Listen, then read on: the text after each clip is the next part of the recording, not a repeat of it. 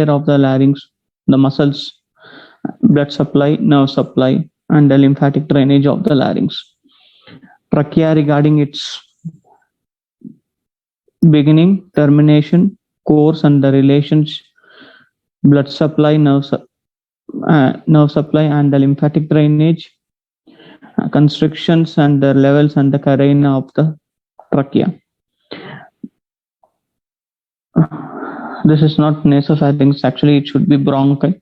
So we will be reading regarding the differences between the left and the main bronchi, left and the right main bronchi, primary, secondary, and the tertiary bronchi. So first, the location of the larynx. So it is located in the median part of the front of the neck from third till the sixth cervical vertebrae. Superiorly, this larynx, it communicates with the laryngeal part of the pharynx, and inferiorly so superiorly it communicates with the laryngeal part of the pharynx, and inferiorly it communicates with the trachea. There are totally 9 cartilages in the larynx. In that, 3 are single and 3 are paired cartilages. What are they? One is the epiglottis. This is a large cartilage present here. This is a single cartilage. Next one is this one, which is called as the thyroid cartilage. Third one is this one, known as the cricoid, or what you see here in front. This one is the cricoid cartilage. So epiglottis, thyroid cartilage, and the cricoid cartilage, they are single cartilages. Then you have 3 paired cartilages. They are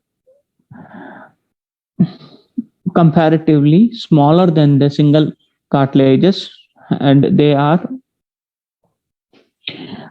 this small one. What you see here is the arytenoid cartilage, or what you see here is the arytenoid cartilage. Then you have more smaller ones, cornicate and the cuneiform. They are very small in nature. In what you see here, the small one is the cornicate cartilage, and above here, very small thing is the cuneiform cartilage. So the arytenoid is the biggest among the paired cartilage. Then you have a small cornicate and the cuneiform cartilages here. So these are the cartilages present in the larynx. Now coming to the ligaments and the membranes which are present in the laryngeal region. First one is the cricothyroid ligament. So what you see here between the cricoid cartilage and the thyroid cartilage. That's why the name has been given as the cricothyroid ligament. Anteriorly, this ligament is thickened. So anteriorly here, this thickening, which is named as the median cricothyroid ligament. So median cricothyroid ligament is not a separate ligament. It is just the anterior part of the cricothyroid ligament, which is thickened, is given a name median cricothyroid ligament. Now this lateral and this lateral, when you see from a posterior aspect, this lateral part is called as the cricovocal membrane or the conus elasticus. So what you see here, this is the conus elasticus. It is attached below to the cricoid cartilage. So this is the cricoid cartilage. So this conus elasticus is attached below to the cricoid cartilage, and above. So above what happens? Above it forms the vocal ligament. So now this cricothyroid ligament, you have the median cricothyroid ligament in the median aspect, and this lateral aspect, it is now divided into 2 things. One is the conus elasticus. Below and above you have the vocal ligament. So vocal ligament is very, very important. Then next ligament is the cricotracheal ligament, which is attached from the cricoid cartilage to the trachea below, through the tracheal rings below. So this is called as the cricotracheal ligament. Third ligament is the thyrohyoid membrane. This membrane, as the name goes, is attached from the thyroid cartilage to the hyoid bone. So that is the reason why it is called as the thyrohyoid hyoid membrane. This membrane consists of openings. Through these openings only, the nerve, that is the very important nerve, that is laryngeal nerve, superior laryngeal nerve, it enters into the interior aspect of the thyroid along with the artery, which is the superior laryngeal artery branch of su- superior thyroid artery. So this nerve, superior laryngeal nerve and the superior thyroid artery, they both, superior laryngeal nerve and the superior laryngeal artery, both of them, they enter through this openings present in the thyroid membrane. Now, next one is the quadrangular membrane. What you see here, this is the quadrangular membrane. It forms the lower margin. The lower margin of this quadrangular membrane forms the vestibular ligament. So this is completely the quadrangular membrane, and this lower margin of this quadrangular membrane, it forms this vestibular ligament. So you should know the vocal ligament and the vestibular ligament. Vestibular ligament is a part of quadrangular membrane, and the vocal ligament is a part of this cricothyroid ligament. Next ligaments are hypoepiglottic ligament and the thyroepiglottic ligament. So what you see here, this is the hypoepiglottic ligament, which is a ligament which is extending between this epiglottis and the hyoid bone. So this is the epiglottis and this is the hyoid bone. In between you have this hypoepiglottic ligament. Next one is the thyroepiglottic ligament. Between the epiglottis and the thyroid cartilage, this ligament is called as the thyroepiglottic ligament. So these are the ligaments and membranes of the larynx. Now coming to the joints of the larynx. So this is the aricorniculate joint, which means between the arytenoid and the corniculate cartilage. This is the aricorniculate joint. This small cartilage is the cuneiform cartilage. Between the arytenoid cartilage and the cricoid cartilage, this is the cricoarytenoid joint. Between the cricoid cartilage and the thyroid cartilage, this is the cricothyroid joint. So the same cricothyroid joint you are seeing from an anterior view. So these are the main important joints of the larynx. There are other joints also, like the joint present between the corniculate and the cuneiform. Here you will have the joint between the cuneiform and the corniculate joint. The boundaries of the inlet of the larynx. So this is the inlet of the larynx, and how it is bounded. It is bounded anteriorly by this epiglottis.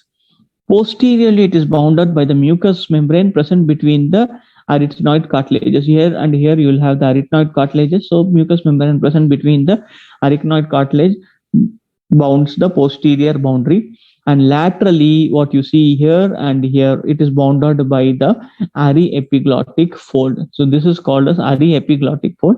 Aryepiglottic fold is nothing but from here to this epiglottis, there is a fold present.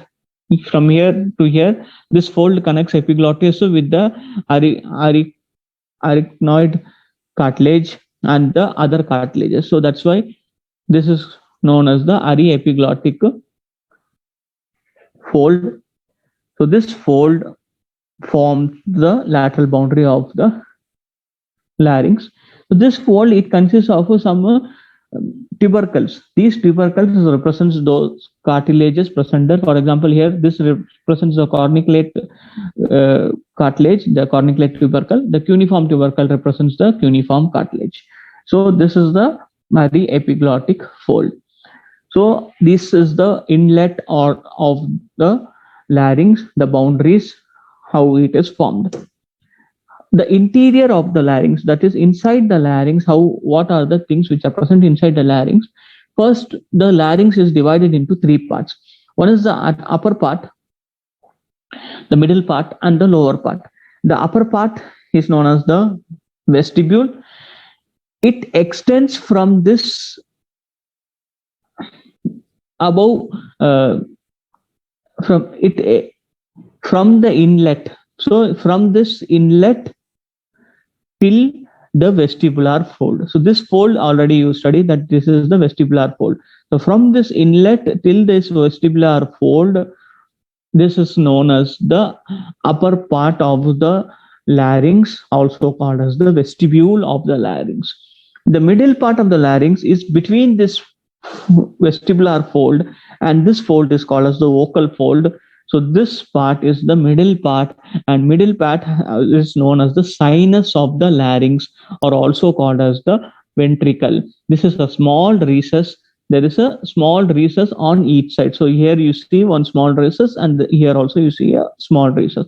So this is called as the ventricle of the larynx, or also called as the sinus of the larynx. That is, there are the recesses present between the vestibular fold and the vocal fold.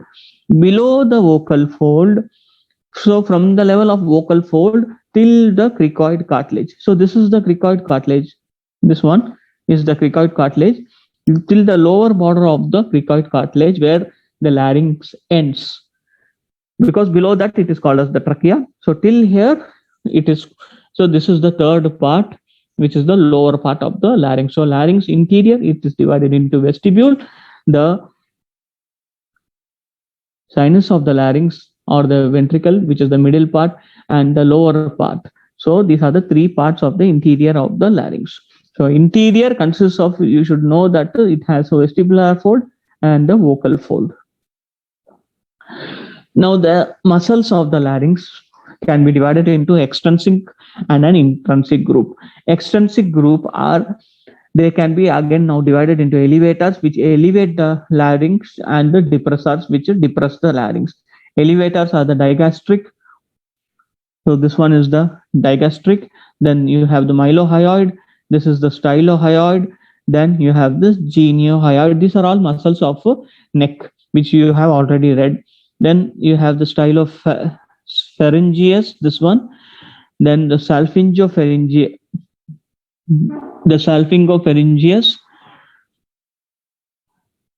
then the palatopharyngeus. So stylopharyngeus, palatopharyngeus, and the salpingopharyngeus. Then in the depressor group, you have the sternohyoid and the sternothyroid. This is the sternothyroid. You have sternohyoid and the omohyoid. So these are the extrinsic muscles of the larynx. That is, they are arising externally and they are going into the, or they are connected to the larynx. The extrinsic muscles of the larynx are nothing but the muscles which are present in the neck and the pharynx region. Then intrinsic muscles of the larynx, which arise and end within the larynx, they are more important. So now they can be divided into muscles controlling the laryngeal inlet and the muscles controlling the movement of the vocal folds. So it can be divided into two groups. One is the muscles controlling the laryngeal inlet, which are aryepiglottic part of the oblique arytenoid, which is this one. So this is the aryepiglottic part. This is the aryepiglottic part of the oblique arytenoid muscle. Here you can see it is named here. Then the thyroepiglottic part of the thyroarytenoid muscle. So these two muscles, the aryepiglottic part and the thyroepiglottic part of the thyroarytenoid muscle. Here you can see that the aryepiglottic part of oblique arytenoid muscle is given very clearly. So these two muscles, that is oblique arytenoid, aryepiglottic part, thyroarytenoid, thyroepiglottic part, they are the muscles which are controlling the laryngeal inlet. The muscles controlling the movement of the vocal folds, they are cricothyroid. This one is the cricothyroid, from the cricoid cartilage to the thyroid cartilage. So cricothyroid, it has two parts, straight part and the oblique part. They control the movements of the vocal cord. Then the thyroarytenoid, this is the thyroarytenoid, from the thyroid cartilage to the arytenoid cartilage, thyroarytenoid. Then posterior cricothyroid, this is the posterior cricothyroid, or here you can see very clearly the posterior posterior cricoarytenoid, going from the posterior, present in the posterior region, from the cricoid cartilage to the arytenoid cartilage. So this is the posterior cricoarytenoid. Then you have the lateral cricoarytenoid, which is this one, is the lateral cricoarytenoid muscle. And then you have the transverse arytenoid,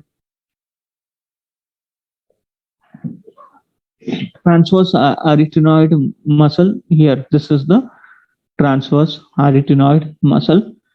So these are the muscles which are responsible for the movements of the vocal cord. So again, I will repeat: the cricothyroid, then you have the thyroarytenoid, then the posterior cricothyroid, the lateral posterior cricoarytenoid, the lateral cricoarytenoid, and the transverse cricoarytenoid muscles. So these muscles are responsible for the movement of the vocal cords.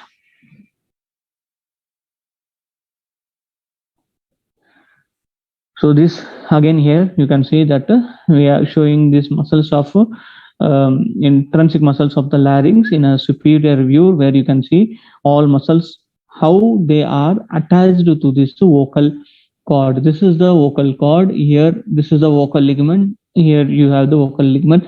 So all these muscles, they are attached to this vocal cord, and hence they help in the functioning of the vocal cord. Now, what are the actions of the intrinsic muscles of the larynx? Oblique arytenoid and the aryepiglottic, they will narrow the inlet of the larynx. Thyroepiglottic widens the inlet. The muscles which are controlling the movements of the vocal folds, they are cricothyroid, which tensils the vocal folds.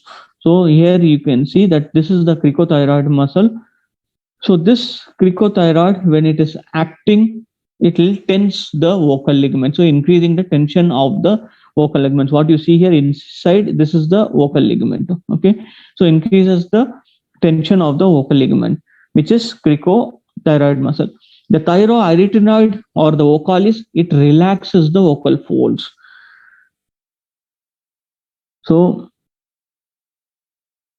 okay, here you have this thyroarytenoid and the vocalis muscle. The thyroarytenoid, also called as the vocalis, it relaxes the vocal folds. So here this muscle is the thyroarytenoid. The action is shortening of vocal ligaments, causing relaxation of vocal cords.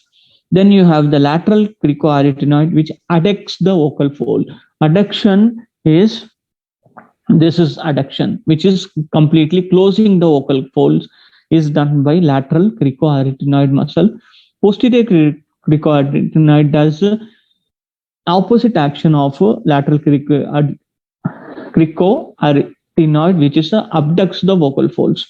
So here you have the posterior cricoarytenoid muscle, and you can see that it will abduct this vocal fold. So this is the muscle actually. So this will abduct this vocal folds. This is lateral cricoarytenoid. This will adduct the vocal folds. This will abduct the vocal folds. Then that last one is the transverse arytenoid, which adducts the arytenoid cartilage to close the rima glottis. So again, this is the transverse and the oblique arytenoid. This will, what you see here, and it will close this vocal fold, that is adduction. So lateral cricoarytenoid, transverse and oblique arytenoid muscles, what they do is they will close the vocal fold. Opening of the vocal fold is done by the posterior cricoarytenoid muscle, and relaxation of the vocal fold ligaments is done by the vocalis on the thyroarytenoid muscle, and tension, increasing the tension. So increasing opposite to this is the cricothyroid muscle, which will increases the tension of the vocal ligaments. So these are the actions of the intrinsic muscle. So you should remember abduction, adduction, relaxation, and increasing the tension. These are the actions of the larynx, that is pertaining to the vocal cords. Nerve supply of the larynx, it can be divided into motor and the sensory. It is very, very important. Why it is important? Because they are very close to the thyroid gland. So hence any kind of surgery of thyroid gland can cause injury to these nerves. That's why the nerve supply of larynx is very important. All the intrinsic muscles of the larynx, they are extrinsic muscle nerve supply already you have studied, so I'm not going to repeat it in this lecture. So intrinsic muscles of the larynx, they are supplied by the recurrent laryngeal nerve. All are supplied by the recurrent laryngeal. So the recurrent laryngeal means it is coming from below, it is coming up, which is a branch of vagus nerve. Except cricothyroid muscle, which is supplied by the external laryngeal nerve, all other muscles are supplied by the recurrent laryngeal nerve. All other muscles, intrinsic muscles of larynx, they are supplied by recurrent laryngeal nerve, except the cricothyroid, which is supplied by the external laryngeal nerve. Okay, so now you should understand what is this external laryngeal nerve. Actually, the vagus nerve, it gives a superior laryngeal nerve. This superior laryngeal nerve, it enters through this thyrohyoid membrane. Already I told you the importance of the thyrohyoid membrane. So it enters through this thyrohyoid membrane, and it divides into two. One is the external and other one is the internal laryngeal nerve. So this external laryngeal nerve is a branch from this superior laryngeal nerve. Now the sensory supply is the mucous membrane above the vocal folds is supplied by the internal laryngeal nerve, and the mucous membrane below the vocal fold is from the recurrent laryngeal nerve. So this is the nerve supply of the larynx. So remember, recurrent laryngeal nerve, external laryngeal nerve, and the internal laryngeal nerve. These three things are supplying the larynx region. The blood supply and the lymphatic drainage of the larynx. Arterial supply is from the, that is the upper half is from the superior laryngeal artery, which is a branch of superior thyroid artery. The lower half of the larynx is supplied by the inferior laryngeal artery, which is a branch from the inferior thyroid artery. The veins are the accompanying veins which are accompanying these two arteries. Lymphatic drainage, the upper and the, it drains into the upper and the lower deep cervical group of lymph nodes. Next is the trachea. Next topic. Where does this is the trachea. Where does this trachea start, or where it is beginning and where it terminates? So first of all, trachea is the windpipe. You should know that trachea is the windpipe which is connecting the larynx to the bronchus. So this is the principal bronchus. So it connects the larynx to the principal bronchus. So it begins opposite the C6 vertebrae at the lower border of the cricoid cartilage. Either you can say that it is starting at the C6 vertebrae level, that is the 6th cervical vertebral level, or the lower border of this cricoid cartilage. Termination opposite the 4th and the 5th thoracic vertebrae or at the level of the sternal angle by dividing into two main bronchi. So here either you can say thoracic vertebrae, fourth and between the fourth and fifth thoracic vertebrae, or the sternal angle. Sternal angle is the area where the manubrium and the sternum both join together. That joint is called as the sternal angle. Where this trachea will then divide into right, or it will end by dividing into right and the left main bronchi. The course of the trachea, it begins in the median plane. So it is present in the median plane.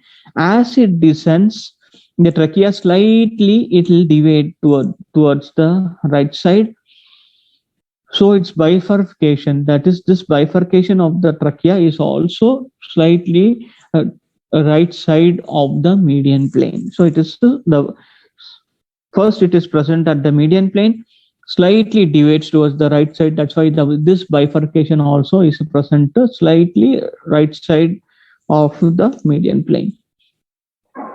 What are the relations in the neck? First, anterior relations of the trachea. You have the skin, fascia, the isthmus. So then here in this region you will have the thyroid. Sorry, this is the thyroid gland. So this isthmus of the thyroid gland is present. Then this inferior thyroid vein is also present. Sternohyoid muscle is present anterior to it, and the sternothyroid muscle is present anteriorly. So these are the anterior relations of trachea in the neck. Now the anterior relations of trachea in the thorax, you have the sternum. Then this gland is the thymus gland. Left brachiocephalic, this is the left brachiocephalic vein. Then you have the arch of aorta. Origin of this origin of the brachiocephalic artery. Okay. This one is the brachiocephalic this one and this one are the brachiocephalic artery. So origin of this brachiocephalic artery, or origin of this brachiocephalic artery. Then origin of left common carotid artery. So you have the left common carotid artery, or this one is the left common carotid artery. The origin, it is present anterior to the trachea. So these are the anterior relations of the trachea. Then posterior relations. Posteriorly, this is the esophagus, and this esophagus separates the trachea from the vertebral column behind it. So posteriorly, esophagus and the vertebral column are related, and there are important nerves, which is the recurrent laryngeal nerve also is related to posterior to the trachea. Then you have the right side. What are the relations of trachea? You have right lobe of this thyroid gland, then the carotid sheath covering this carotid artery, inferior thyroid artery, which is a branch from this carotid artery. Then it is not a branch from carotid artery. Inferior thyroid artery is a branch arising from the subclavian artery. So actually it is not shown here in this picture, otherwise it should descend like this. Okay, inferior thyroid artery will be present. Then you have the brachiocephalic trunk. This is the brachiocephalic trunk present on the right side. Then the arch of azygous vein, that is also not seen here. It will go like this, arch of azygous line like this. It will go and then it will cross. Then you have the right brachiocephalic vein, which is this one, superior vena cava. This is the superior vena cava. Then the right vagus nerve, what you see here, this is the right vagus nerve, and the right pleura, and this is the right pleura and the right lung. So these are the relations present on the right side of the trachea. The relations on the left side is similarly the left lobe. then the left side carotid sheath, inferior thyroid artery on the left side. Then you have this arch of aorta, this common carotid artery on the left side. Then the left subclavian artery, which will be this one, is the left subclavian artery. Then the left vagus nerve, the left phrenic nerve, left pleura. This is the left pleura and the left lung. So these are the relations which are present on the left side of the trachea. Arterial supply. The trachea is supplied by the inferior thyroid artery. The region of bifurcation is supplied by the bronchial arteries. The venous drainage is into the inferior thyroid vein. Lymphatic drainage is into the pretracheal and paratracheal group of lymph nodes. The nerve supply, sympathetic, and it can be divided into sympathetic and parasympathetic. Sympathetic is derived from the sympathetic trunks, both sides.